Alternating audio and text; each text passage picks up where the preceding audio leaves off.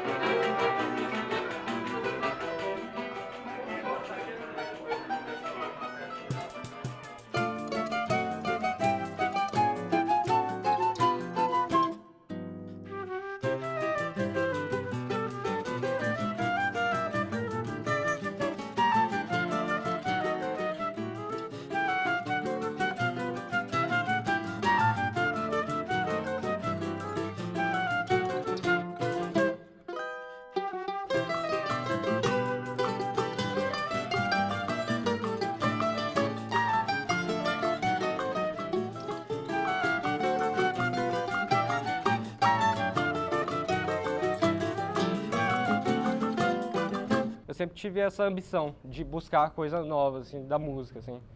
E eu acabei descobrindo o choro. Eu conhecia até alguma coisa do repertório, assim, mas eu não tinha noção do universo que era o choro. Eu não tinha ideia. Eu gostava muito, eu sempre ouvi solo de violão, assim, no choro, mas eu não tinha ideia do regional, dessa coisa, assim, desse ambiente do choro. Eu não tinha noção. Até que eu fui na oficina. Foi a primeira vez que eu vi, assim, o choro, assim mesmo. Quando eu fui na oficina, eu tive um choque até na oficina de choro. Aí eu acabei chegando e tô indo. Uns amigos meus que participavam da oficina, acabamos formando um regional, que é o Regional Maria Boa. E Maria Boa até é uma cachaça, porque sempre rodava uma cachaça nos ensaios. Eles têm uma proposta tanto de grupo de estudo, que é um grupo de estudo, que é um gênero muito complexo, quanto de expansão mesmo, assim, de militar pelo choro, assim, para expandir o choro. Meu pai teve a ideia de me trazer aqui na oficina, Mas eu não sabia quem que era o Charles, não sabia quem era Altamiro Carrilho, não sabia de nada. Aí ele me trouxe aqui, aí um dia eu fui conhecer o Charles. Ele me falou assim, vai em todas as salas para escolher que instrumento que ela quer. Em todas as salas, de cavaquinho, de pandeiro, violão, mas eu escolhi a flauta mesmo.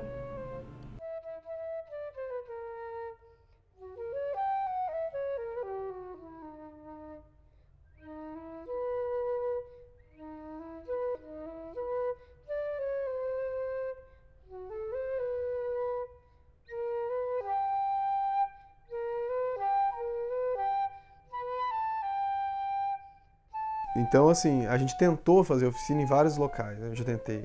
A Rosana Moraes, junto com mais uma turma, coordenava lá uma oficina, eu acho que foi em 2011, 2012, 2011, eu acho. Enfim, foi um ano aí que teve uns 10 meses, né? Foi bem organizado, tinha caderno de partitura, tinha até camiseta que eles confeccionaram. Era na Casa de Cultura, na época, na Mato Grosso, com a Celso Garcia. Depois, parou, daí aí outras pessoas que fizeram o festival de música quiseram dar continuidade a essa oficina que acontecia no festival, na casa de um, na casa do outro, no quintal, né?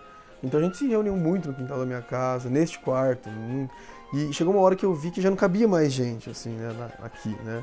Então eu falei, não, e de novo aquele pensamento, pô, chega uma hora que tem que tornar público isso, né? Então nós procuramos muitos locais para fazer oficina, assim. O Colégio Champagnat, ele tem um negócio com música e esporte muito acentuado ainda. Pessoas que sabiam tocar choro, que às vezes não sabiam nem ler, então tendo que reaprender como é que ensina. Porque geralmente quem aprende na raça, né? Tipo, tirando de ouvido, vendo o mestre tocar e, que nem eu falei do Robertão, ele fazia 300 coisas, eu conseguia pegar 5. E aí, então, assim, a gente não sei se está certo isso, eu acredito que sim, de fazer uma formalização desse aprendizado, né? Não tem uma pressão tão forte como uma roda de choro, né? E da oficina, por exemplo, está acontecendo o seguinte, está surgindo novos rostos ali, novas caras que estão formando outros regionais menores, tá? Com menos experiência.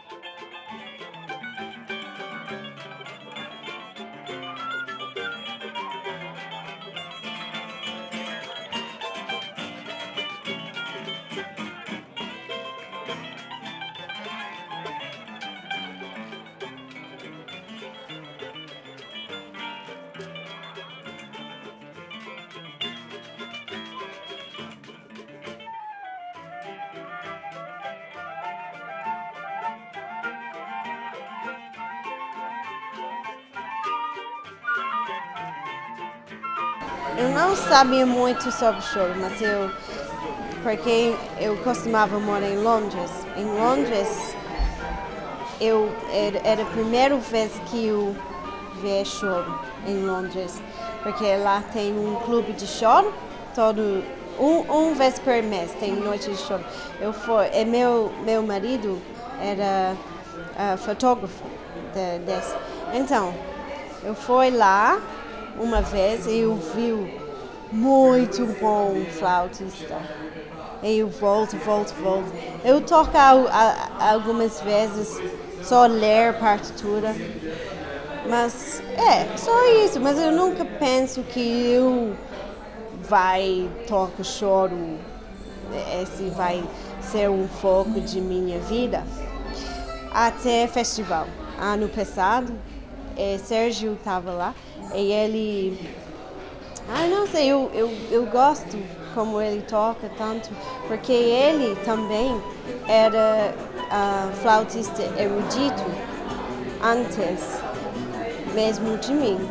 E ele mudar para choro. E ele tem um som muito lindo e um jeito que eu gosto. E eu começo a pensar, talvez eu possa tocar choro também. Então, eu fui para a roda de choro uma vez na Madalena, e Nego estava lá, ele falou, bem-vindo, toca com nós, blá blá blá. E ele sempre convidava eu para tocar lá. E eu acho, agora, toda semana eu vou para a roda de choro. É muito bom, mas é um tipo família, esse clube de choro aqui. Eu não sei. É muito legal porque você pode sair sem organizar nada.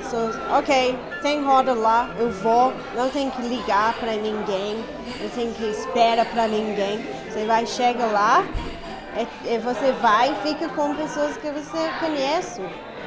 É sempre diferentes pessoas, você sempre conhece eles, faz novo amizades, é muito legal.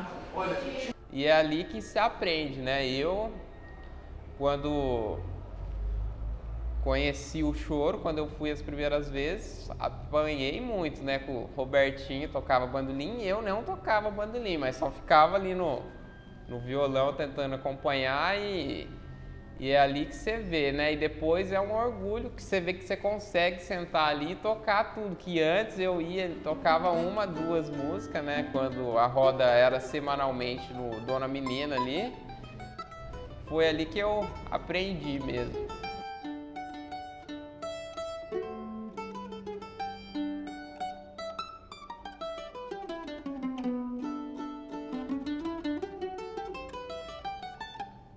Tem que ter uma certa vivência.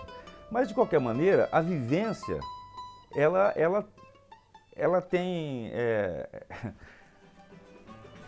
tem um local para ser adquirida. Essa vivência, ela depende da roda, né? Então, não se pode negar a participação a um iniciante, né? E ele não deixará de ser iniciante nunca, se ele não participar.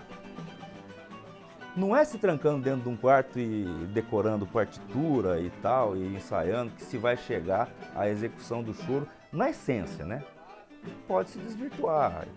O choro é música é música espontânea. O que me chamou a atenção do choro, assim, quando eu conheci, foi, assim, ouvindo, assim, do erudito, né, assim, então eu estudava violino e tal, e ali tinha sempre um pouco essa assim, no erudito é uma coisa muito, assim, né, se prima pela perfeição, né, então, e eu acho que essa espontaneidade do choro foi uma coisa que me chamou a atenção, então, você simplesmente se encontrar e tocar, então, esse ambiente de roda, então, o aspecto social do choro, acho que é uma coisa, você se diverte tocando choro, sabe, e mesmo outros estilos, que também fazem, assim, jam sessions, coisas assim, tendem a ser um pouco mais estruturados, né? Então, geralmente vai ter um palco, vai ter um solista de cada vez, e o choro já é aquela coisa de... você vai chegando, né? Então, acho que a parte social do choro, assim, acho que foi muito importante para eu continuar no choro, né? E do ponto de vista musical, eu acho que o choro faz, assim, assim, tá num meio termo legal entre o que é uma música que prima pela composição, né, pela obra, como o erudito, e uma música que prima pela improvisação. Seria, por exemplo, o jazz, né? Porque o choro, ele é uma prática musical social, por isso a roda. A roda, ela representa muito, representa que você tem ali as diferentes gerações tocando juntas, aprendendo juntos, o mais velho ensina para o mais novo ou vice-versa, né? O mais jovem traz uma contribuição que uma sonoridade, uma obra ou uma peça nova do repertório, que aquele já consagrado senhor, que às vezes toca muito bem, não conhecia. Então, essa característica do choro, de ser um agregador, como a roda de samba também toda roda ela é significativa.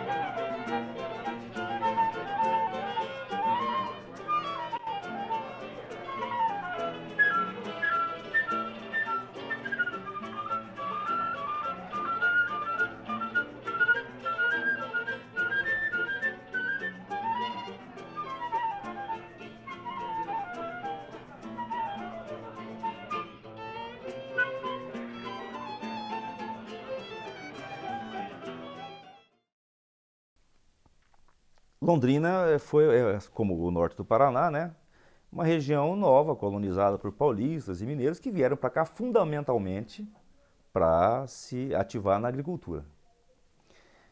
As cidades foram crescendo e tal. O Federico Belinato, vulgo Cabeção, era paulistano. Inclusive conheceu o Garoto, o Augusto Aníbal Sardinha, né? Acho que é esse o nome dele. E veio para Londrina para trabalhar. E lá em São Paulo ele já tocava choro. Veio para Londrina com o seu violão tenor, né? Uma coisa que é absolutamente desconhecida aqui, um violão de 4 cordas e tal. E aí, eu não sei como foi que ele fez amizade com o seu Roberto, com o finado Gaúcho e outros integrantes lá, mas o fato é que quem trouxe o choro para Londrina foi um paulistano, né? Não surgiu aqui assim, não surgiu de alguém da nossa cultura essa necessidade. O seu Roberto mesmo, eu não sei como é que ele se afeiçoou ao choro, ele tinha tudo para não gostar, porque é um sujeito do interior de São Paulo, criado em interior, que deve ter passado a vida inteira ouvindo músicas rurais, né? E ó, vou dizer, ele não gosta disso. Agora, por quê, eu não sei. O fato é que ele tomou gosto pela coisa, mas até onde eu sei, né, o precursor do choro em Londrina foi o Cabeção, Federico Belinato.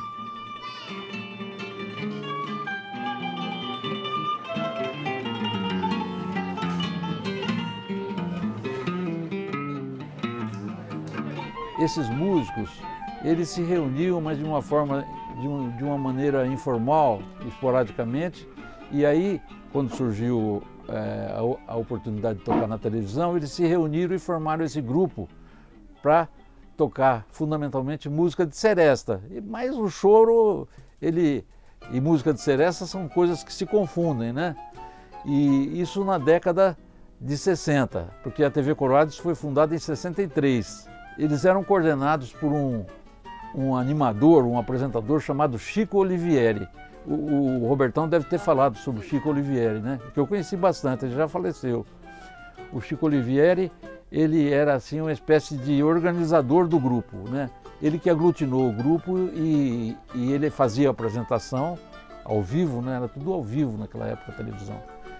E ele era formidável, o Chico Olivieri. Ele não tocava nada? Não, ele não era músico, ele gostava de música, ele era o apresentador.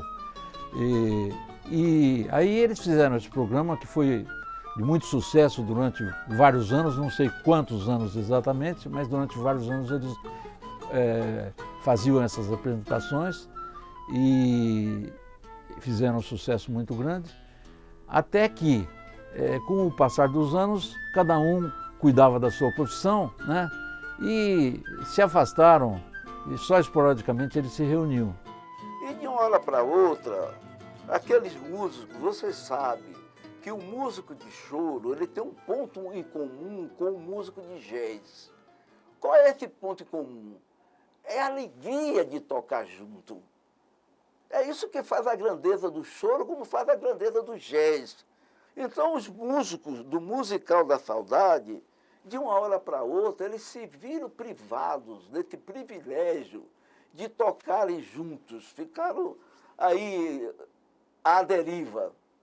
Bem, eu não me conformei com isso. Eu não me conformei com isso e chamei um grande amigo meu amigo e irmão, José Luiz da Silveira Baldi, dublê de Diamante da Música e de médico, né? Um dos médicos mais melhor formados desse país. E falei, Baldi, vamos fazer o seguinte, vamos procurar o Chico Olivieri, que era o mestre de cerimônia do Musical da Saudade, para que o Chico Olivieri nos faça contato com os músicos do musical, e aí nós vamos formar um regional, você está entendendo? Para a gente não perder essa oportunidade de ouvir música. A essas alturas, na Universidade de Londrina, havia uma pessoa que trabalhava diretamente com o reitor, na época o professor, doutor médico, doutor Oscar Alves, que era o Cleto de Assis. Aí Baldi disse, que tal se a gente chamasse o Cleto de Assis e a Universidade de Londrina apoiasse, patrocinasse a criação desse regional. Nós fomos ao Cleto de Assis e o Cleto de Assis achou a ideia fabulosa. Então, através de Chico Olivieri, nós contatamos os músicos do Musical da Saudade e nasceu a ideia, então, de criação do Clube do Choro de Londrina. Chico Olivieri, de boa vontade, nos pôs em contato com os músicos, né? O principal dele foi o Cabeção. Cabeção é um músico para o qual o bandolim não tinha segredos. Nenhum segredo. Cabeção é um dos primeiros. Robertão, esse é o nome próprio dele, Roberto Guerra. Robertão no violão de 6 cordas, impressionante Robertão. Ele tocava o violão de 6 cordas com um som de 7 cordas. Impressionante como ele conseguia fazer aquilo. Violão de 7 cordas, propriamente dito, não havia em Londrina. Não havia em Londrina, infelizmente. Mas o Chico Olivieri nos indicou um violão de 7 cordas que era do Musical da Saudade e que morava em Cornélio Procópio, chamado Albertino. Aí nós fomos, lá vamos eu e Baldi, lá Cornélio Procópio, a regimentar Albertino para o violão de 7 cordas.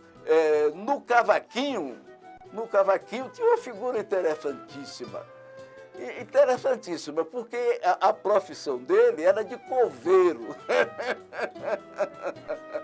Gaúcho, coveiro, mas um rei no cavaquinho. Ele fazia miséria naquele cavaquinho. E o curioso é que a profissão dele, na realidade, era coveiro. O pandeirista inicial do Clube do Choro. O Clube do Choro inicia com 2 pandeiristas. Um era Ditinho, um operário, você está entendendo? Se não me engano, operário da construção civil, marceneiro, qualquer coisa desse tipo. E o outro era o Roberto, doutor Roberto. Ele era psiquiatra e adorava tocar pandeiro. Ele é da formação inicial do Clube do Choro, é Ditinho e Roberto. Essa figura era o maestro da banda de música da Polícia Militar, lá em Londrina, chamado Mão de Onça. Na realidade, o nome dele é Braulio Mão de Onça. um negão forte, com a mãozão desse tamanho, daí o apelido de mão de onça, mas que pegava o trompete e fazia misérias com aquele trompete. É coisa impressionante o mão de onça, né? É essa a formação inicial do Clube do Choro.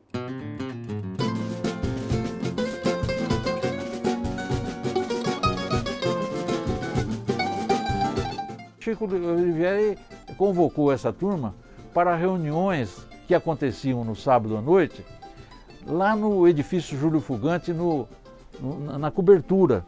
Ali funcionava um clube que eu acho que chamava-se Ítalo Brasileiro. Eles cederam esse lugar para nós fazermos as reuniões desse grupo ligado à seresta, ligado ao choro, que foi reunido pelo Edilson Leal. Certo? O Edilson Leal juntou essa turma e nós íamos lá, eu junto com o Edilson Leal, a gente estava sempre junto, nós íamos nos sábados à noite onde funcionava esse Clube Ítalo Brasileiro e fazíamos reuniões informais com esses músicos. Passaram a ocorrer essas reuniões e esse grupo, então, voltou a se constituir, certo? Um grupo que era muito qualificado do ponto de vista musical e gostava muito de música, particularmente do choro, e acabou sendo formado o Clube do Choro de Londrina.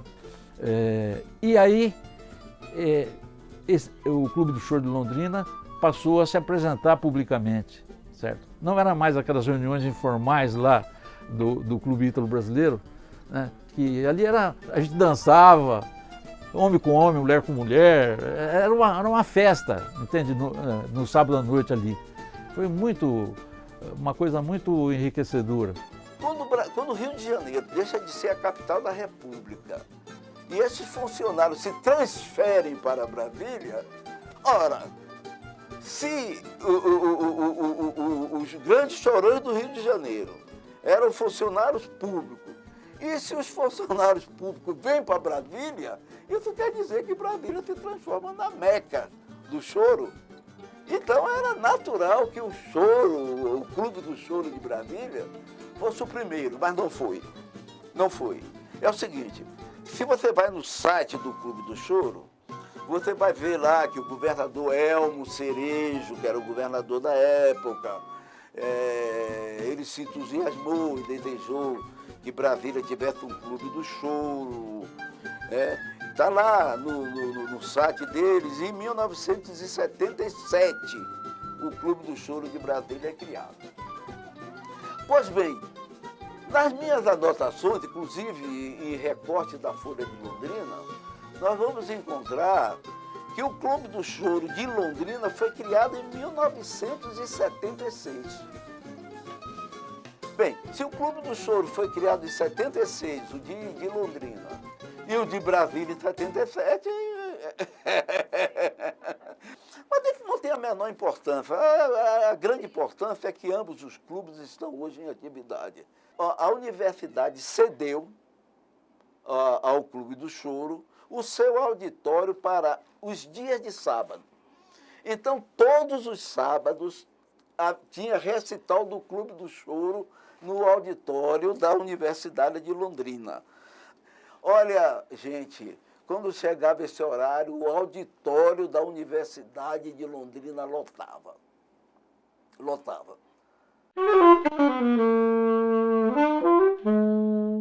E um dia o pessoal do Clube do Choro veio tocar aqui em Cambé. Foi feita uma noite do choro, então vieram diversas pessoas que tocavam choro aqui no Salão Paroquial. Foi uma noite de música, né? E o Clube do Choro de Londrina veio em peso para cá. E aí eu reencontrei esse pessoal todo e fui tocar com eles. Meu tio estava lá também, fui tocar duas músicas no saxofone. Aí o Robertão ficou apaixonado, né? Falou, nossa, mas olha, rapaz, eu não sabia que você tocava saxofone. Você vai tocar com a gente agora. Nós vamos ter aqui uma participação em Londrina aí, num negócio que vai ter do choro. Ele também não sabia direito o que era, né? vai ser um negócio grande, você vai tocar com a gente. Isso aí eu tinha acho que uns 19, 20 anos, e aí foi a primeira vez que eu... Aí comecei a ir lá, a gente ensaiava ali na rua Sergipe, acho que é onde era o escritório que o Cabeção trabalhava numa empresa de laboratório, né, se eu não me engano. E eles tinham lá, aos sábados à tarde, domingos, né, eu ia lá e ficava com eles ali, aprendendo como é que era o estilo de choro e tal, e comecei a tocar com eles. Aí o negócio, assim, começou a chegar esse dia de tocar aí, que era o primeiro encontro nacional do choro, né? E aí os ensaios se intensificaram um pouco.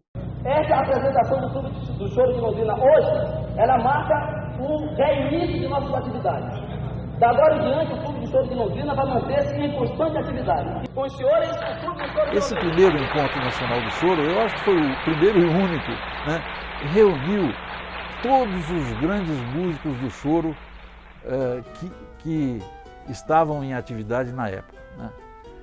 Estiveram em Londrina e eu convivi com todos eles: Altamiro Carrilho, Paulo Moura, Copinha, Dino, Carlinhos, Del Rian,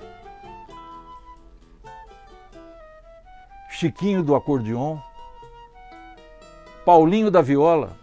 Veja você, Paulinho da viola é chorão, né? Ele tem um disco, aliás, estava até aqui em cima um disco dele em que chama-se Chorando, em que ele toca só choros, né?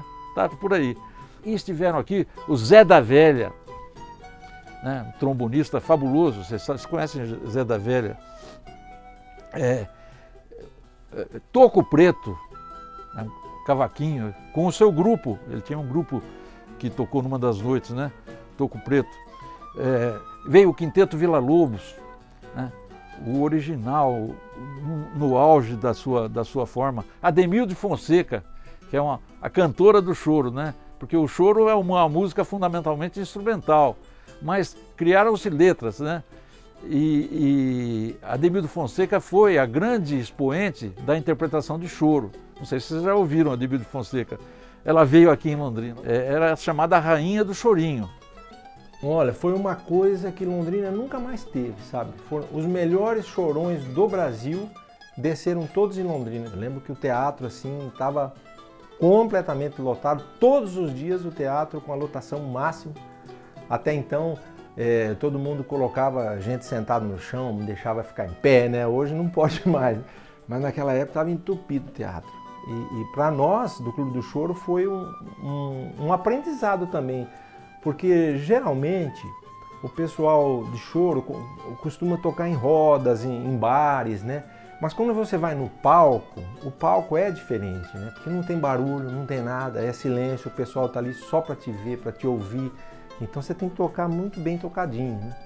E aquilo a gente ficou com bastante responsabilidade e acho que foi muito bom para nós. O que vocês tocaram, você lembra assim? Olha, nós tocamos Diabinho Maluco, Teu Aniversário, Saxofone Porque Chora, Chorinho em Aldeia, Eu Quero é Sossego. Agora, o mestre de cerimônia do dia de apresentação do Clube do Choro, eu não diria o mestre, eu diria os dois mestres de cerimônias. Foram eu e Baldi. Eu no palco, né, eu sempre tive não é à toa que eu sou advogado, né? Eu sempre tive muita facilidade de comunicação. E Baldi, como médico, é meio tímido, ele ficava nos bastidores, né? Ele ficava nos bastidores. Aí eu ia, fazia a apresentação, o Clube do Choro executava o choro, enquanto o Clube do Choro executava a música, eu ia para os bastidores. Baldi, e agora? O que é que vem? Me lembra aí, quem é o autor de tal música? Aí, sabe, a gente fez as coisas a duas mãos. O choro tem disso, né? O cara que faz choro e toca nas rodas de choro, a gente fica uma família, sabe? Então eu era um meninão ali no meio deles, né? Porque eu lembro que quando eu tinha lá uns 10 anos, 11 anos de idade, passava na televisão o Musical da Saudade, na TV Coroados. E era esse mesmo pessoal, né? Era o Cabeção, o Juliano, o Liberto Resta no violino. E todo esse pessoal da velha guarda. E eu, como meninão, às vezes eu gostava e às vezes eu odiava aquilo. Falava, nossa, esses velhos aí tocando, né? E depois eu fui tocar com eles, né? E tinha o maior carinho por eles, um respeito enorme, que o Cabeção era um músico fantástico. O Gaúcho era uma pessoa de uma simplicidade tão grande e de um coração enorme, né? E tinha, assim, uma harmonia muito avançada para a época. Quando o Gaúcho, ele tocava cavaquinho, mas quando ele pegava o violão, ele fazia uma harmonia super moderna, de bossa nova. Era um músico, assim, bem eclético, o Gaúcho, né? O Juliano, então, era uma pessoa, assim, fantástica, né? Um acordeonista. E depois nós ficamos tão amigos, eu e o Juliano, que ele já era amigo da nossa família, mas nós, né, intensificamos essa amizade. Eu toquei com ele 30 anos depois. Começou em 1964, com o Robertão, o Frederico, que é o Cabeção, o Gaúcho, que é o Valmor, o Juliano, da acordeon. Esses foram os primeiros. Depois, logo em seguida, eu me apresentei no meio deles, né? Um pouquinho meio fraco. Mas aí, logo peguei o jeito com eles, né? Eles deixaram me entrosar com eles. Aí, a partir de 1970, eu comecei a tocar com eles também. E tocamos muito choro aqui em Londrina. Foram os primeiros, né, a desenvolver esse tipo de chorinho. Até que em 77 teve um festival de choro aqui em Londrina, que animou mais a coisa ainda. Veio os cobras de São Paulo tocar, do Rio de Janeiro tocar aqui em Londrina. E animou bastante o pessoal. Aí, na sequência depois surgiram os mais novos, né? Que deram sequência, por isso tem o chorinho até hoje ainda. Eu conheci o Cabeção através do Paulo Zamariano, que morava aqui perto e gostava de tocar também violão. Só que não tinha aquela capacidade, né, de tocar com o Cabeção. O Cabeção era muito enjoado, né? Ele é muito exigente. Então, o primeiro chorinho que eu toquei com ele deu uma bronca danada com ele. Falou, você quer chamar, rapaz? Desse jeito não dá, você tem capacidade, mas você tem que treinar mais. E o Robertão, que deu mais apoio para mim, né? O Robertão era mais maleável, né? Uma pessoa muito boa de se lidar com ele também, tudo. O Cabeção ele tinha um ouvido privilegiado, né? Ele autodidata, né? Não sabia ler partitura, né? Mas ele tinha muita noção de harmonia e um ouvido capaz de apreender músicas com muita quantidade de nota, como é o choro, e executar aquilo, sabe? Era uma pessoa privilegiada. Se tivesse estudado música e tal, teria sido melhor ainda. Estava muito acima da média, né? O Robertão sempre foi um violonista preciso, né? Ele fazia a base para aquilo ali, como tinha de ser, e em muitas circunstâncias eu consegui detectar que aquilo que ele fazia obedecia à versão original da gravação. E olha, o acesso deles não era fácil. LP, né? Ou às vezes nem isso. Ouvia 2, 3 vezes no rádio, né? Então eu acho que para a época eles estavam muito acima da média, né? E foi fundamental. Se eles não tivessem existido, eu acho que... Não que não tivesse choro aqui pelo porte da cidade e tal, mas não seria como é, né? Não seria como é. Alguma influência teria se perdido no meio do caminho. Depois que nós fizemos o festival ali em Londrina, apareceram muitos convites, né? Porque aí é mídia, né? Aí nós fomos tocar em Porecatu, fomos tocar em Arapongas, andamos bastante pela região, ou abrilhantando eventos, festividades, ou tocando às vezes até em teatro mesmo, né? E nós estávamos na época aqui, quando nós fizemos o Encontro Nacional do Choro, tinha um pandeirista aqui, o Roberto, que ele era de Goiás, Goiânia, mas era um médico, né? Se eu não me engano, neurologista, mas era um pandeirista fantástico, sabe? Ele estudou com o Jorginho do Pandeiro, tinha amizade com o pessoal, circulava lá. E ele ficou com a gente aqui esse tempo. E ele também tinha bastante relacionamento, então ia a trope toda, a gente ia o Baldi, ia o Edilson Leal, eu tenho até umas fotos da gente tocando aí num negócio do Banco do Brasil, e o Edilson Leal tá lá com um cavaco na mão, mas ele não tocava, mas ele queria ficar no meio da roda, sabe? O lugar que nós tocamos mais, que nós seguido, foi no Hotel Bourbon. Lá no Hotel Bourbon, o pessoal vinha naquele salão do Hotel Bourbon, a gente tocava lá, os hóspedes, e ia muita gente de fora também, lá só para assistir o chorinho. Eu tinha uma empresa, uma indústria aqui em Londrina, chamada Herbtécnica, na década de 90. Quer dizer, ela é desde 70, mas na década de 90 eu recebi a visita do Frederico Bellinato, o Cabeção, conhecido como Cabeção, porque ele era um representante de laboratório e ele descobriu aí, não sei como, que eu tinha sido músico profissional. E embora eu já há muito tempo estivesse distante dessa atuação como músico. Mas ele descobriu e foi me visitar na indústria. E chegando lá, ele fez o maior esforço para que eu voltasse a executar o instrumento e participar do clube e tal. E alegando, inclusive, que para a sobrevivência do clube, do choro, era preciso que tivesse esse desprendimento da minha parte, porque eles estavam sem um instrumento de sopro, um solista. Na época eles estavam só com o violão 6 cordas, que era o Guerra, o Roberto, e o cavaquinho com o Alberto, né? Ele com o bandolim. Então faltava um instrumento de sopro, assim, para dar continuidade àquele conjunto que é mais parecido com o que se chamava na época de regional, né?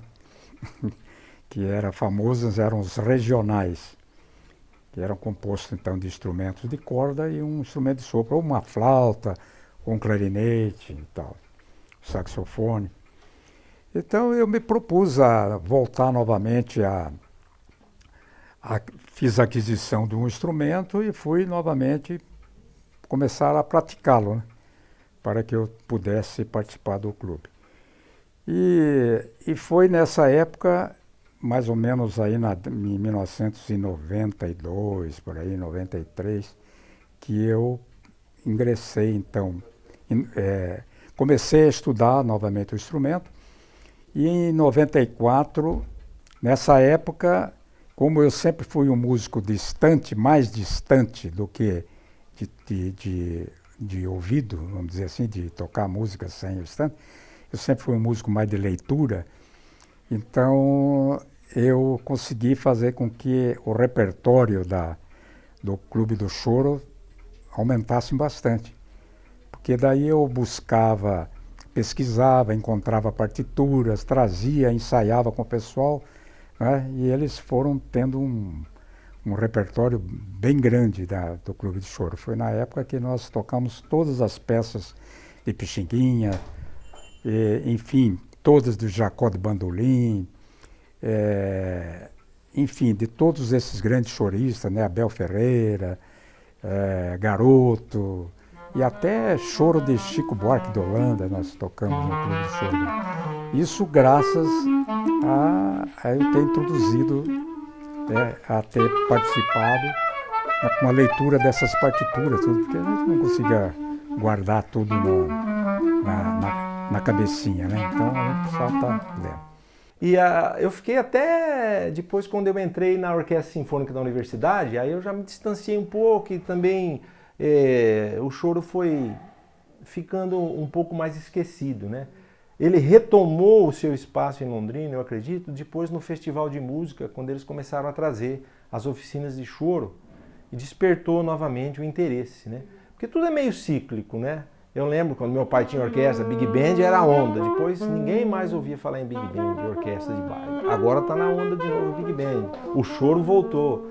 Então ele teve um tempo que ele ficou meio adormecido. o que aconteceu é que entre essa época em que o Clube do Choro antigo começou a se acabar e a época de hoje, houve uma fase de transição, que foi a época do Saborear, né? Um bar onde nós tocávamos choro todas as sextas-feiras, e não foi por pouco tempo, não. Foi de novembro de 94 a dezembro de 2005. Nesse tempo, várias gerações se sucederam, se conheceram ali naquele ambiente. Esses senhores do Clube do Choro tocavam lá no começo com a gente. E vieram outras gerações de violonistas, de bandolinistas, de percussionistas, né? Por exemplo, o André Vercelino é um percussionista consagrado, começou tocando ali. Bom, enfim, bastante gente. E acho que também, em relação à minha época de adolescente, houve uma mudança significativa, não só no porte da cidade, mas eu acho que fundamentalmente na existência do curso de música na UEL. Isso foi produzindo gerações e gerações de músicos que vieram de fora ou que eram daqui e que permaneceram aqui, né? E uma parte deles optou pelo choro e foi começando a ter material humano. E não só por aqueles da faculdade, porque a pessoa começa a tocar, vamos dizer que em função de ter feito faculdade, mas ele tem amigos, ele vai influenciar, ele vai motivar amigos, né? Que muitas vezes não estão fazendo faculdade de música, estão em outro contexto, tem outras profissões, mas houve um incremento de quantidade de músicos de choro em Londrina da época do Saborear para cá. Até a época do Saborear, tudo se resumiu a 5, 6 senhores, né, que tocaram aí juntos assim por, sei lá, 30 anos. Depois, aí tudo mudou. A roda de choro, né, que eles faziam ali sempre era um bar que tinha no Zerão, que era o Saborear. E daí ele me falou dessa roda e tal. E daí quando eu fui ali que eu meio que redespertou assim o amor pelo choro, porque foi uma coisa que eu ainda não tinha, assim, eu já tinha visto rodas, né? Inclusive meu pai sempre, quando ele via uma roda de choro, ele parava assim pra ver, né? Mas aquele ambiente assim foi muito, sei lá, uma coisa muito sedutora, assim, né? Porque era assim, uma roda entre amigos mesmo, o pessoal tocando ali, conversando, e aquela coisa que não era para o público, né? Não era um concerto, era assim, uma roda de amigos, né? Então, desde aquele momento ali, eu lembro que eu cheguei, tava indo, acho que era o Cabeção que estava solando Lamentos, né? Depois o Robertinho solou Receita de Samba, alguma coisa assim. Eu lembro que daí aquele momento ficou gravado, assim, daí, desde então, assim, que eu sempre fui de frequentar rodas de choro. Eu fui bastante tempo no Saborear.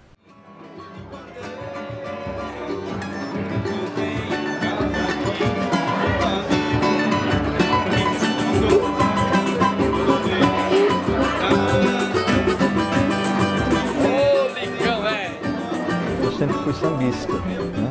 Porque o que deu até uma origem à segunda geração do choro aqui em Londrina, né, é remanescente desse clube de samba que nós tínhamos antigamente, que era uma reunião que nós fazíamos de amigos, que nós nos reuníamos para tocar em qualquer lugar que nos convidasse, né?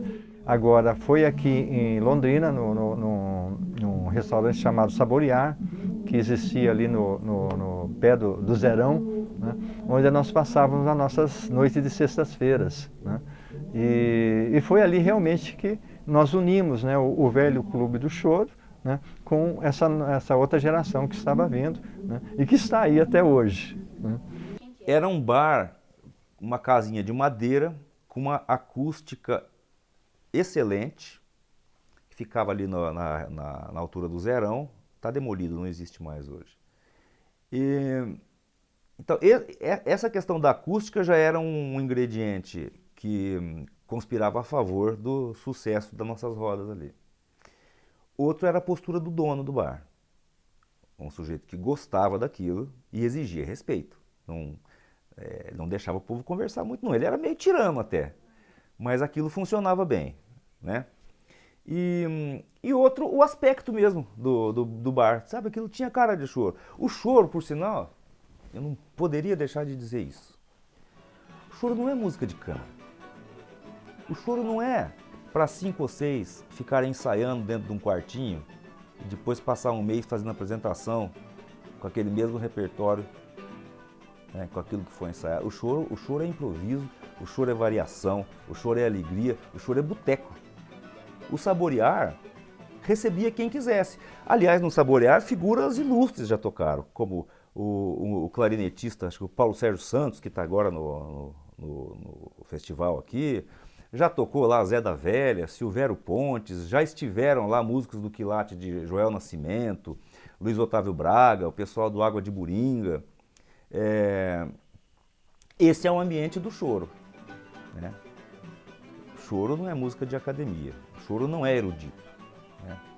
O choro ele apenas pretende ser uma música instrumental popular e sofisticada, mas é popular.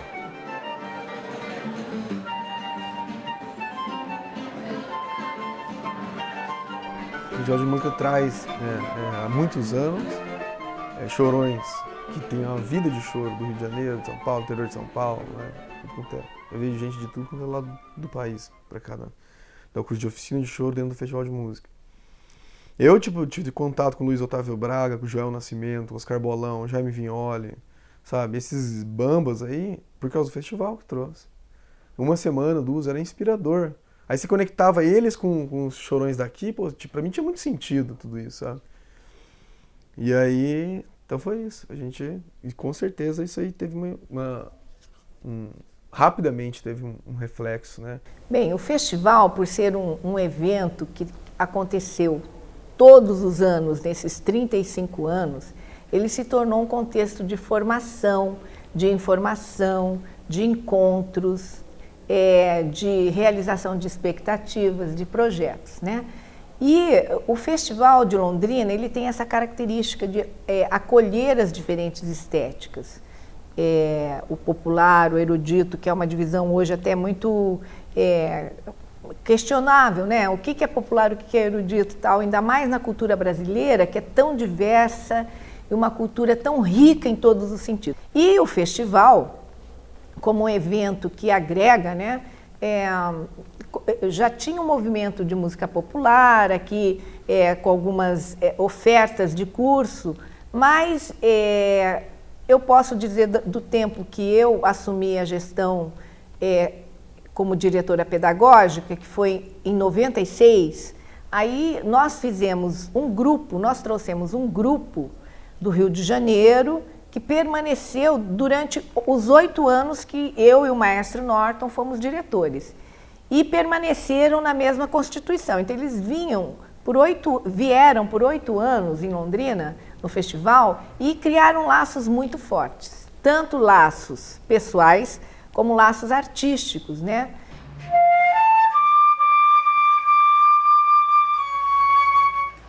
Eu faço festival desde 91, mas em 98 que eu fui fazer aula de choro.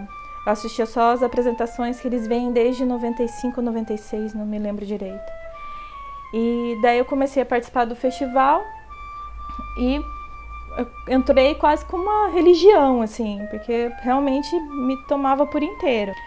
Então, sempre acreditei muito no choro como um evento, assim, em grupo, é todo mundo igual, normalmente é diurno, é sol, sabe? Eu não acredito, existe o choro da boemia e tal, mas não é só isso. E, na verdade, aqui em Londrina todo mundo vai só pra boemia. Então, eu parei de ter prazer nisso, daí eu fui parando de tocar. No meio aí eu tentava incentivar e buscar outras pessoas, sempre fruto do festival, que era onde a gente encontrava o maior número de pessoas. E logo no primeiro festival a gente resolveu fazer um grupo, que é o Café no Sangue.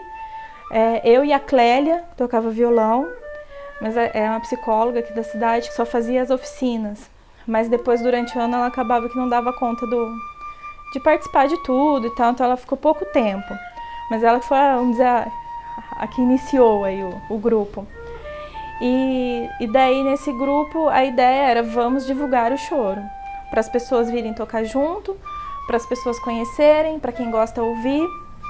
E daí, como fazer isso? Locais públicos, organizar a Semana do Choro, que daí eu fiz 3 edições, sempre apresentação todos os dias, seja roda ou seja em teatro, ou os dois. Normalmente quando a segunda edição, que foi a mais preenchidinha assim, tinha apresentação e depois tinha roda no bar. E durante o dia também tinha alguma coisa. E de preferência alguma oficina. Seja uma palestra, o Dr. Baldi foi com a gente, um professor que a gente conseguiu trazer de fora para tocar, daí também dava alguma coisa. Então sempre aprendizado, para quem está ouvindo, para quem está tocando. Então essa era a ideia, para fazer a coisa multiplicar, crescer. Porque eu realmente tinha entrado em cabeça, eu dei minha vida, assim. Sabe, meu pai deu a vida também. Vida, né? Total, assim, pra ele ver a minha paixão ali, eu vou até chorar. Ele via a minha paixão e me apoiava. Pelo jeito, o choro tá mais vivo do que eu penso, né, em mim. Mas eu fui me afastando, porque eu não tinha mais prazer. E daí, se não tem dinheiro, não tem prazer, o que eu tô fazendo aqui? E daí eu fui deixando pra lá. Daí o máximo a gente fazia apresentação no shopping, que daí tem cachê fixo, pegava eventos fechados, né, jantar, congresso, essas coisas assim, que daí tem cachê fixo, porque o choro pra mim é mais do que a minha profissão. Ó, já o ato falho, eu falei, hein? Não falo mais era. No começo da conversa eu tava falando era. Então, não era só a minha profissão, é a coisa da arte mesmo.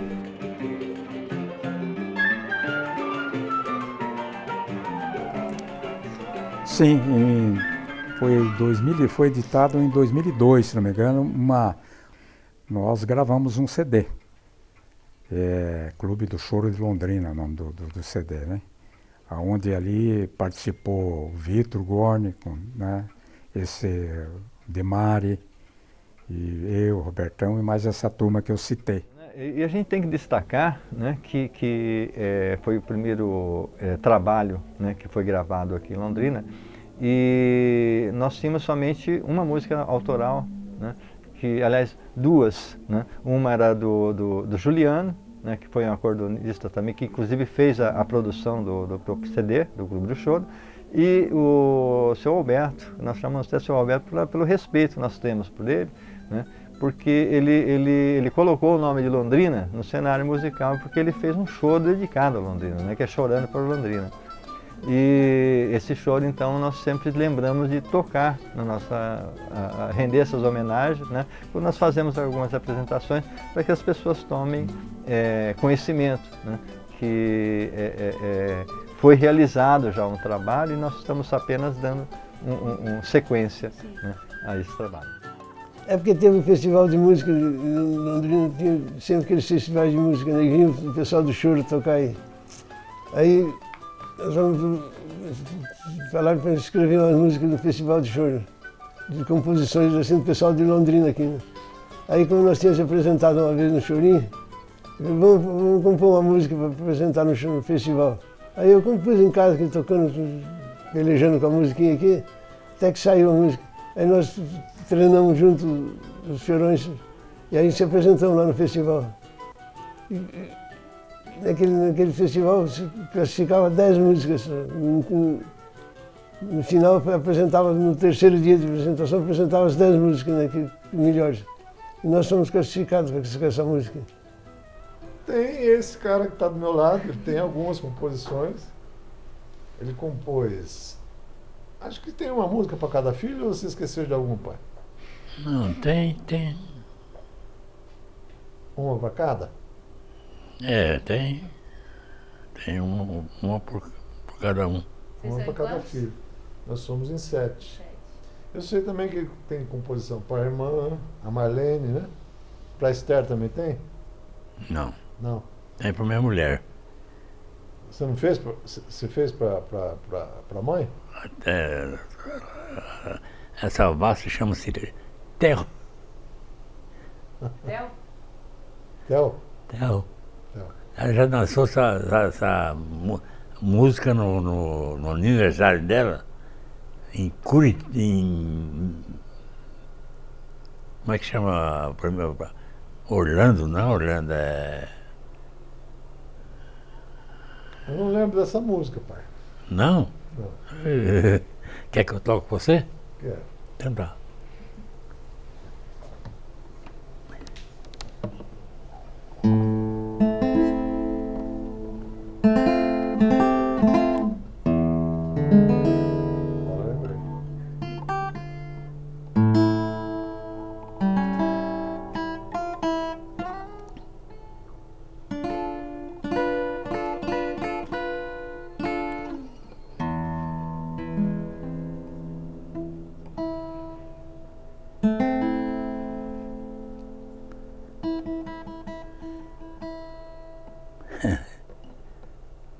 Tá bom, lembrei já. Bonita.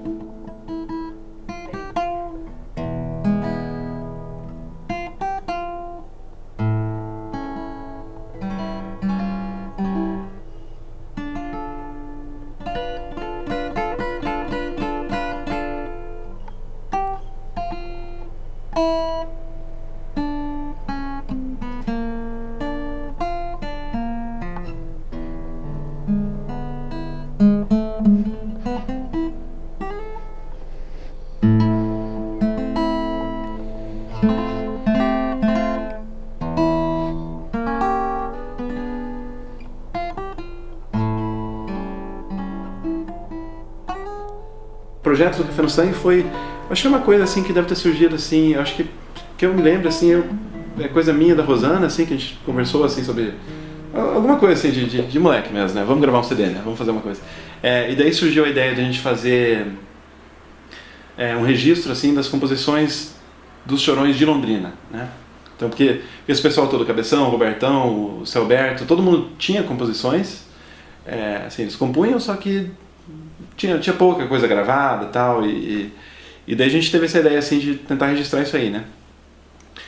Também daí incorporando assim composições minhas, do Samuca, né? O Samuel Muniz, que também participou, meio que fazer um registro assim do repertório autoral assim do choro londrinense, né?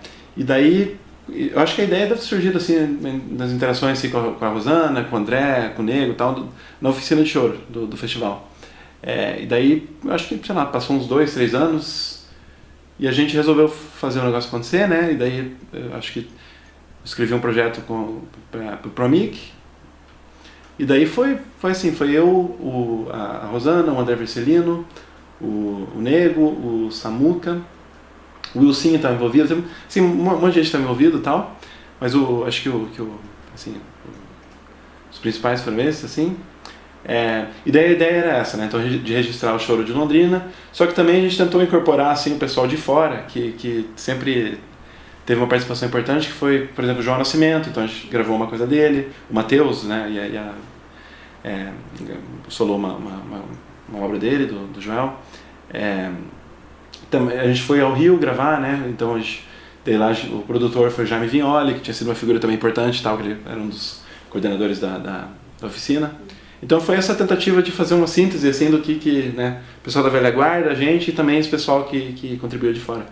Foi um projeto aprovado pelo Promic e foi bem legal, que a gente tentou ali, assim, não tem assim um aspecto assim de virtuosidade individual aquele trabalho, né? Então o que a gente buscou ali foi meio que enfatizar a composição e os arranjos mesmo, né? E eu achei que o resultado ficou bem interessante e até hoje assim eu escuto de vez em quando. Isso é uma coisa que eu acho que é talvez seja uma coisa complicada do choro, que assim como, sei lá, o pessoal costuma se espelhar, sei lá, Pixinguinha, Jacó do Bandolim, né, pessoal que realmente é complicado o que eles fizeram, né, difícil, bonito e tudo, acaba inibindo o pessoal de compor. Então você vê muita gente que, a maioria do chorão acho que não compõe, ou quando compõe não mostra para os outros.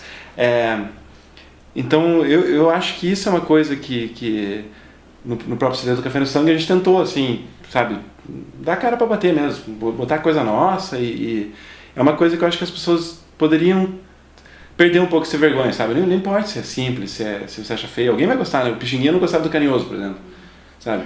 Então, eu acho que isso é uma das coisas, assim, que... E tem, em Londrina tem, a gente sabe que o pessoal...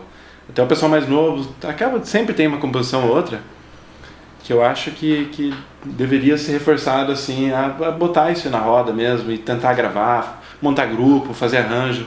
Eu acho que isso é uma coisa que está faltando até, né? Sim.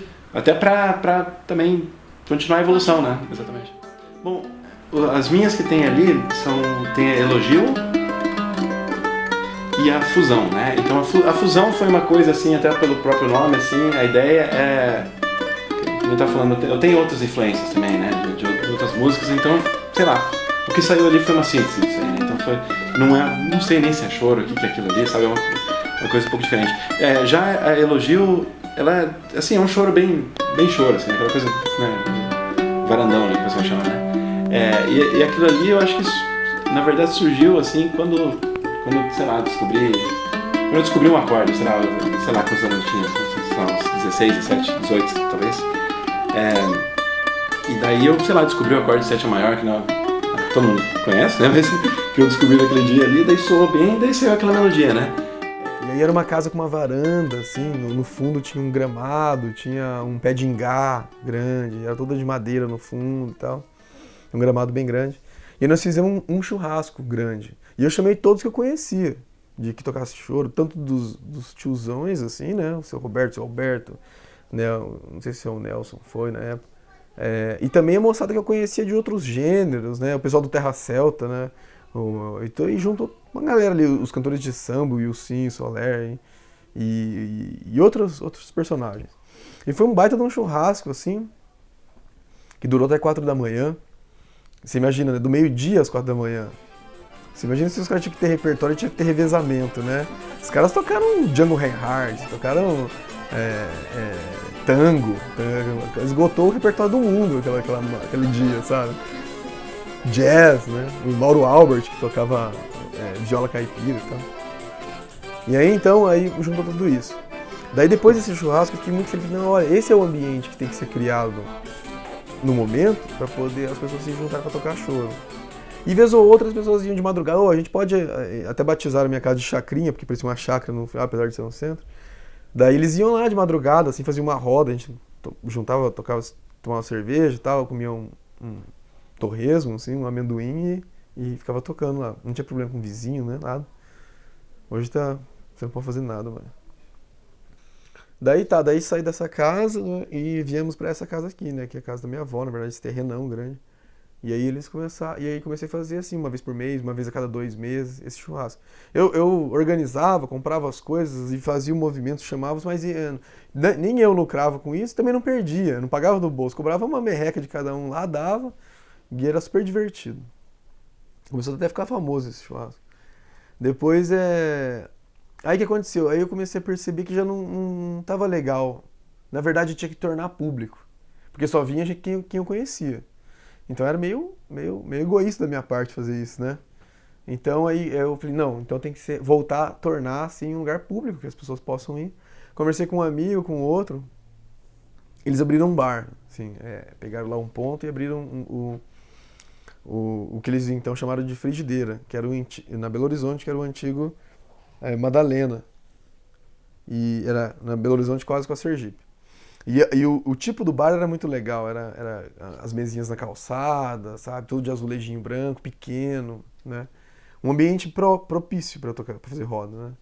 E aí começamos a fazer roda semanalmente, assim, semanalmente. Aí não precisou mais do churrasco, não precisou.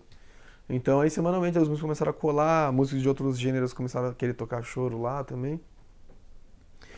Desde então, aí não parou mais de ter roda assim, semanalmente em Londrina, sabe? Eu pensei assim, mas eu ficava pensando, não, tem que ter uma roda por semana, neste local, um local que seja, tipo, onde é a roda do choro dessa cidade e tal. Aí eu pensei, não é assim que tem que pensar. Tem que pensar que o local não tem um fetiche do espaço físico, que é 5 metros por 5 metros, não é isso aqui. No caso, tem que ser a cidade. Então eu comecei a pensar mais de forma estratégica, em circular o choro em vários pontos, assim. Então daí a gente começou a correr atrás de outros locais também para instalar rodas de choro, né? Então aí começou a se espalhar bastante, né? Começou a ter várias pessoas, bares, assim, restaurantes que na verdade não tinha nada a ver com o choro, começaram a observar que estava acontecendo um movimento, começaram a convidar para fazer intervenções de choro no local comercial. E aí foi aumentando, proliferando, né? Naturalmente apareceu mais gente interessada.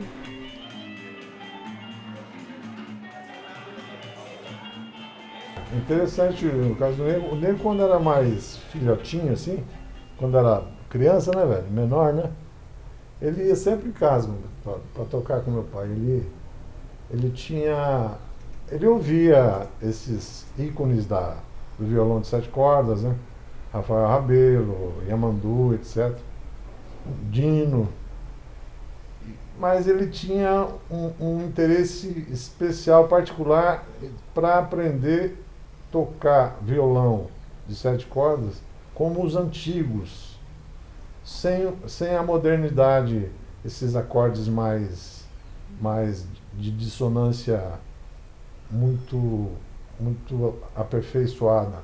Aquela coisa mais antiga que os músicos de samba, de choro antigos faziam, né? Que era um violão de 7 cordas assim, mais puro, né? Fazendo aquela parte de baixo. E o meu pai faz, mas em violão de 6 cordas. Então ele ficou entusiasmado em aprender esse estilo com meu pai. E ia muito em casa, né, pai? E meu pai também ia muito na casa dele. Lá no aeroporto, lembra? Eu levei várias vezes lá. Eu faço questão de agradecer ao seu Roberto mesmo, porque eu não sei o que ele viu, assim, que ele gostou. Eu não toco absolutamente nada, né? Mas eu solava os 2, 3 choros, então pra ele foi bom que surgiu um violonista de 6 cordas que tocava alguns choros, né? Solava. Então eu comecei a solar e ele acompanhar. E eu aprendi com ele acompanhando e eu solando, né? E aí fui tocando com ele e tal, fiquei feliz. Às vezes eles iam fazer uma apresentação do Clube do Choro, que era só os cabelos brancos, e ele me convidava. Eu fazia 1 choro, 2, assim, mas pra mim, nossa, eu ficava super nervoso, era uma coisa... E eu via que dava pra se desenvolver ali dentro, né? Que não tinha nada a ver o tipo de estudo que você leva no violão clássico com aquele tipo de estudo que é muito mais oral, sem desenvolver mais percepção. Mas dá pra florear, dá pra você criar melodias, dá pra você, né, improvisar, interpretar. Então, aí foi acontecendo isso. Então, seu contato primeiro foi com o Robertão? O Robertão que... Porque o Chorão tem uma coisa de magnetismo, assim, eu acho, de atmosfera. O cara cria uma atmosfera, né? Ele andava sempre com o cabelo arrumadão, assim, um puto italiano gigante. E sempre arrumado de paletó, assim, né? Qualquer hora do dia que você encontrava, calça de risco de giz, sapato. E tudo isso, acho que somado, ele tocar violão bem, assim, foi me encantando, né? Eu fiquei bem feliz. Ele manteve a pegada de violão sem ter influência de escolas e movimentos que aconteceram no Brasil musicais. Por exemplo, ele não toca bossa nova. O jeito de tocar aqueles acordes com nona, com 13ª, ele não fazia. Então ele manteve um jeito de tocar de seresteiro, de cara que acompanhava cantor. E ele gostava muito de acompanhar cantor, né? Também. Então, assim, o jeito que ele conduzia os baixos, assim, era uma coisa que eu achava fantástico. Não era uma coisa virtuosa, assim, você fala, nossa, ninguém consegue fazer. Mas era extremamente musical, era muito verdadeiro o que ele estava fazendo ali, sabe? Ele não tocava desafinado, ele era um cara exigente com a musicalidade, né? Sim, e eu era muito jovem para, né? Então. Agora eu vou fazer uma valsa de minha autoria, oferecer ao meu amigo Robertinho, um grande amigo nosso e colega de música, um grande cavaquinho e bandolim. Essa música é oferecida a ele, é a filhinha dele. O nome da música é Giovanna.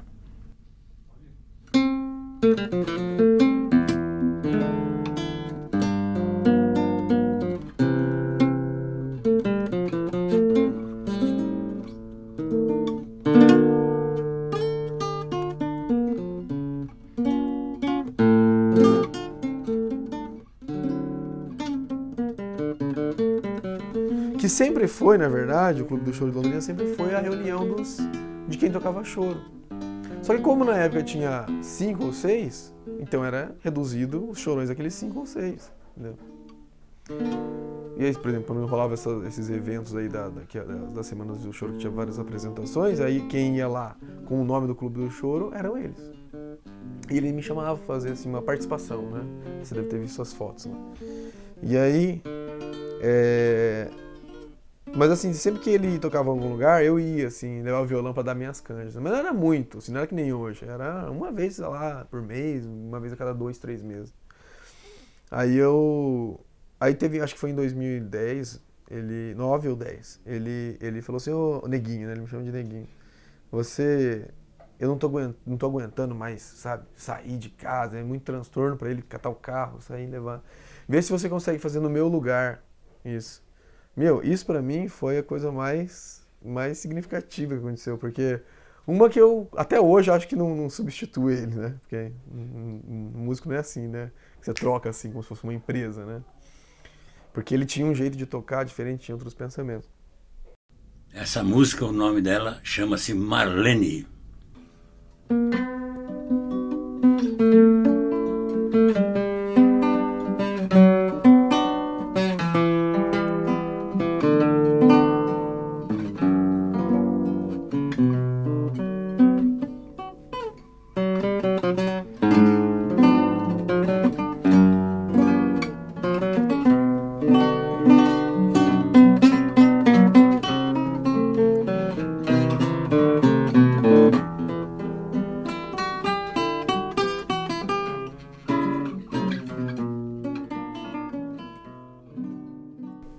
Mas daí comecei a tocar, mas eu acho que um pouco me estimulou também, né? Teve uma pequena fase de adaptação disso, né? De eu encarar isso, aquele peso nas costas. Bom, meu negócio tem 40 anos e, né, de repente... E aí mas isso estimulou, eu acho, a ir atrás de querer tocar melhor, né? Assim, honrar aquele cargo ali, né? Então foi isso, eu acho que daí ele foi saindo de cena, né, por questões de saúde, né, mas demorou, você vê, ele já tinha 85 anos, eu acho, 84. Então ele foi saindo de cena, daí eu fui, assim, segurando no violão nesse grupo. Mas aí a minha concepção era diferente, entendeu? Não era, se alguém toca choro, já que sabe tocar, que tem linguagem, que toca nesse grupo, que não. Eu comecei a pensar que é um clube, chama clube, então tinha que ser um negócio que envolvesse pessoas que estavam começando, né? Que outras pessoas também, né? Então, assim, nos últimos 5 anos ele teve uma mudança de conceito, eu acho, de perspectiva. O Clube do Choro aqui em Londrina, ele é uma instituição, né? Embora... E desde os momentos que eu comecei a trabalhar na Secretaria de Cultura, em 1998, tinha contato com o seu Roberto. Né? Então, acho que é importante a gente falar dessas pessoas, né, dele. E ele sempre tinha um interesse de ter recurso, ter um projeto, então vinha, buscava informação, para que tivesse um projeto que pudesse levar o choro, aquele estilo musical que eles faziam, para outros lugares da cidade. E durante bastante tempo tive contato com ele, né? E ele sempre um sujeito assim muito distinto, né? Sempre vinha de terno, a secretaria sempre estava muito distinto. Uma pessoa de um outro tempo, né? De uma outra forma de relações. Depois que ele ficou doente, né? A gente teve o clube, esse nosso contato como secretaria e o Clube do Choro, embora eles não sejam uma entidade personalizada, mas com esse contexto a gente teve o contato com o Osório, que o Osório vem sendo proponente desse grupo já há algum tempo, que preservou essa tradição. Então, essa preservação da tradição do choro, do Clube do Choro, ela vai se perpetuando, né? De uma pessoa que trabalhou, tocou 40 anos com aquele grupo, que viu seus companheiros, inclusive, irem embora, né?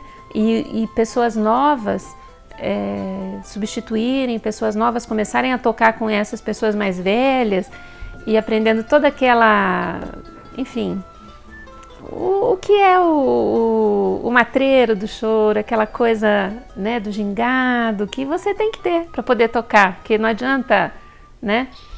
E eu acho que, assim, isso é muito bacana no movimento que eles formaram, né, como clube. E aí todas as outras pessoas que se interessaram por esse gênero, que trabalham com esse gênero.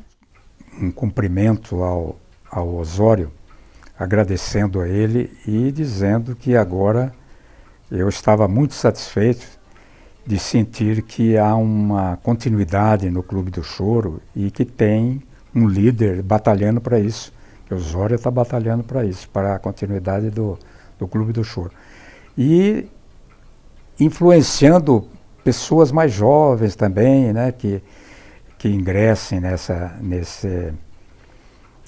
nesse clube e que dê continuidade a isso. Eu acho que isso é uma cultura que, se a gente não fizer um esforço de dar apoio a isso, vai acabar sendo suplantada, né, como outra música popular brasileira, o samba e outros ritmos e tal, está quase desaparecendo.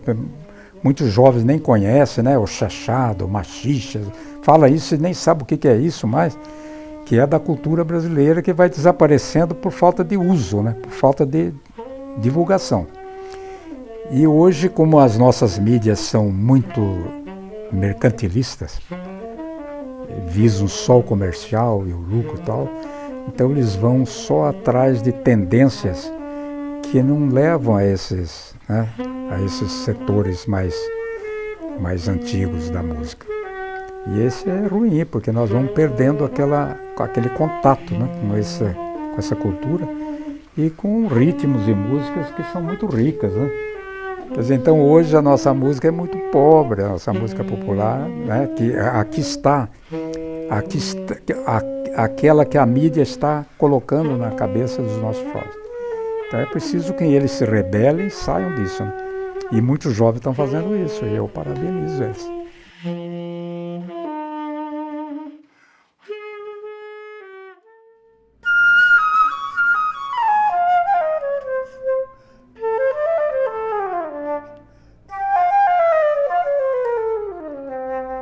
Aí que calhou de um ano retrasado eu vim pra cá pra Londrina, né? Aí é onde começa a história minha aqui. E o que te fez ir pra Londrina? Por que Londrina?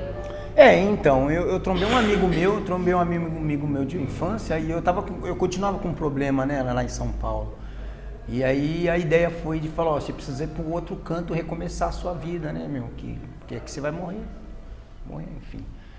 E eu repensei, né, eu pedi um prazo de uma semana para ele, eu não fui a princípio, não. Falei, não sei nem para onde eu tô indo, né, minha vida está aqui, minha família está aqui e tal.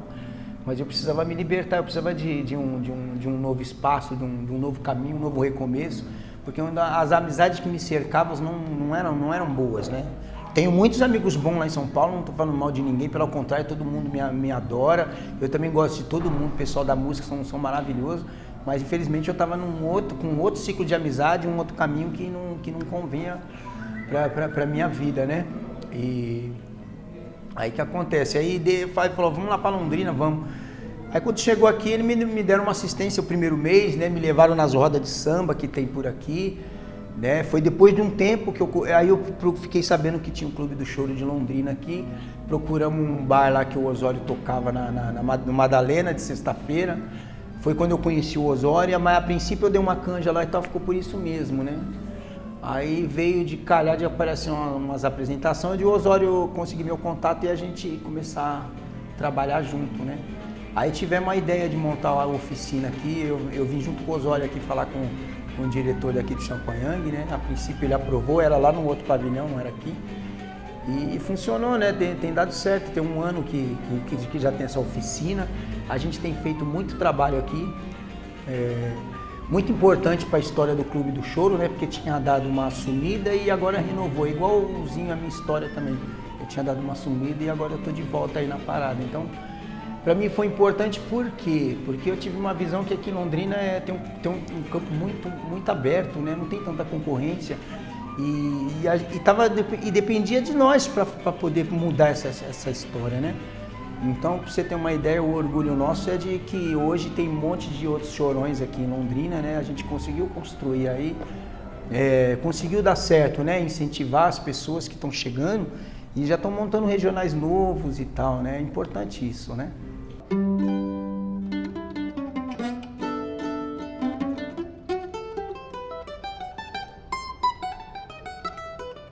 Para mim, eu fico muito feliz comigo mesmo e também dessa honra de terem me chamado, né? Porque quando eu comecei, quando eu tinha 16 anos, eu via o clube tocando e falava, um dia eu quero estar aí, né? E parece que foi ontem já consegui isso, né? Depois de 3 anos depois, que hoje eu tenho 19, daí já com outro instrumento, assim, para mim é uma honra muito grande participar e já tive a honra também de conhecer o Robertão, já fui lá na casa dele, até toquei para ele um pouquinho, uma música que é até dele, ele ficou até emocionado e é uma honra mesmo e responsabilidade, né? E muito feliz de participar do clube.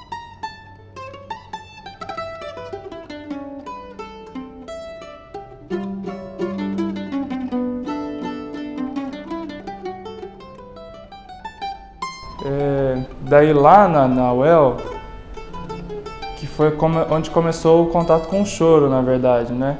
Tinha o Meira, o Wagner, que eles tinham um grupo de performance que chama um grupo OCA. É um projeto da UEL, onde você ganha horas para ensaiar, o projeto do curso de música. E era um grupo específico de chorinho. E foi aí que eu comecei a ver alguma coisa. Daí mais pra frente foi onde que eu fui lá na casa do Osório, com o Regional Vila Brasil, umas oficinas que a gente fez lá. Era um grupo de estudo, né? Era um pré-projeto daquilo que tá rolando lá no Champagnat. E foi dividindo assim, daí a gente criou um Regional Vila Brasil e também um grupo mais aberto para estudo. Sim.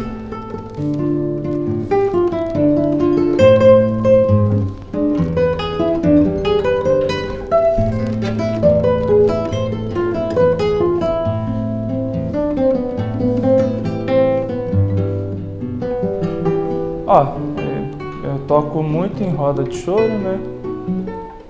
Quase toda semana tem roda, eu vou em alguma. É meio difícil de não ir. Mas o meu trabalho maior acaba sendo como educador musical, né? Tô dando aula particular, em projetos da prefeitura. Inclusive estou participando de um projeto agora do Promic, que chama Papo de Anjo, coordenado pelo Lucas Fiuza, que é um projeto que ele quer levar o choro para as crianças da escola, para eles entrarem em contato. Então lá tem tem aula dos instrumentos do choro, tem de violão, de percussão em geral, e cavaquinho e canto. Embora não tenha, o choro seja mais instrumental, né, ele optou por fazer uma aula de canto. Eu acho que é uma coisa mais acessível para as pessoas também, né? E você dá aula lá? Eu dou aula nesse projeto, dou aula de violão.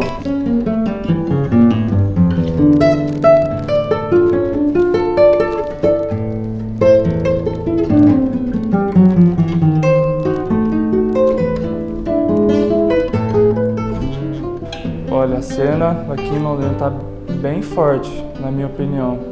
É difícil achar uma cidade que tem tanta roda durante a semana igual aqui em Londrina.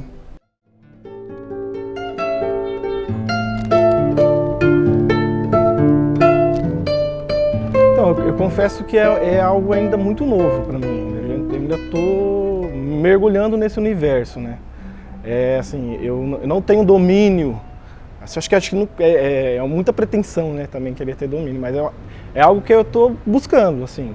É uma música realmente complexa, você precisa escutar muito e praticar muito, requer muito de exercícios, São coisas que eu não fazia no pagode e no samba, exercícios para cavaquinho, essas coisas eu não praticava muito. No choro já exige bastante. Então eu já faço bastante exercícios com o instrumento, além de tocar as músicas e tudo isso. O choro, eu tento levar o choro, olhar o choro como algo assim, simples, algo próximo, assim, porque eu tinha um olhar do choro como algo muito longe, assim, da gente, algo tipo, nossa, quem toca choro é só realmente quem é formado em música, quem realmente estuda muito. E isso foi desmistificando quando eu fui na oficina, eu verifiquei que o choro é popular mesmo, né? E aí você conhece a história do choro, você entende que ele é genuinamente brasileiro, né? E que é popular, uma música para que a gente precisa realmente desenvolver e tocar, tipo, é uma coisa gostosa, e você acaba ganhando gosto. E essa coisa de divulgar o choro e mostrar que é possível tocar choro, que eu acho interessante.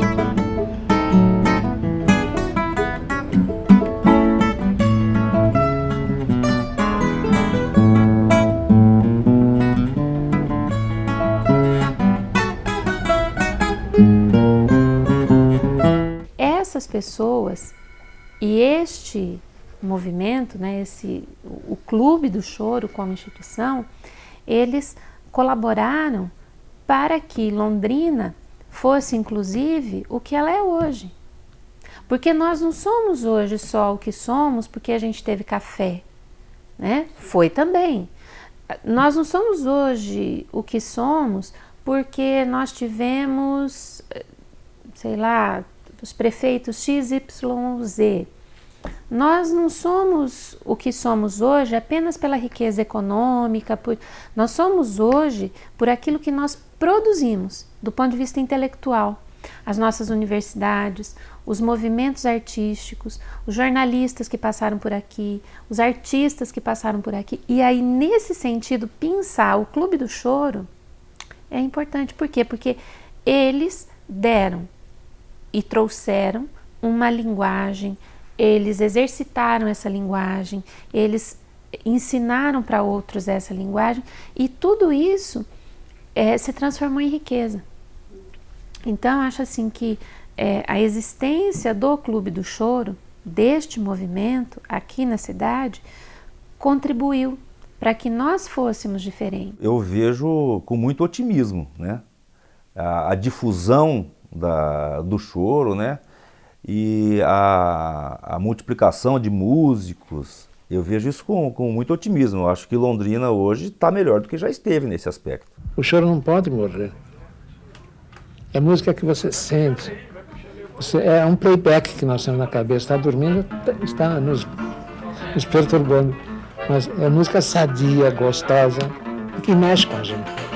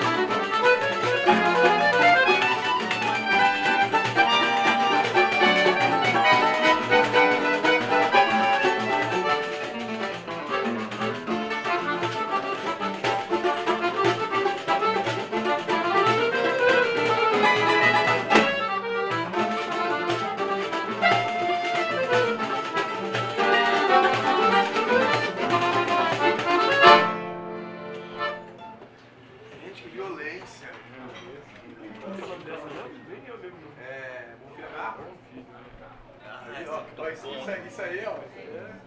Caveira, hein? O cara sabe tocar música inteira e não sabe o nome. Não lembro o nome. Vai ser o certo. Puxa aí, puxa. É igual o samba. Você pergunta o nome do samba dos caras, cada um só sabe o começo da letra. O começo da letra. Não tem ninguém. Música é aquela samba. Aquela parada. Eu não lembro. O cara canta a melodia. O cara acha que é esse que é o nome do samba, né?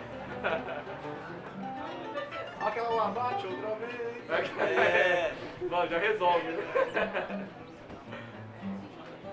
Manda aí, Roberto. Não, vamos fazer aquela do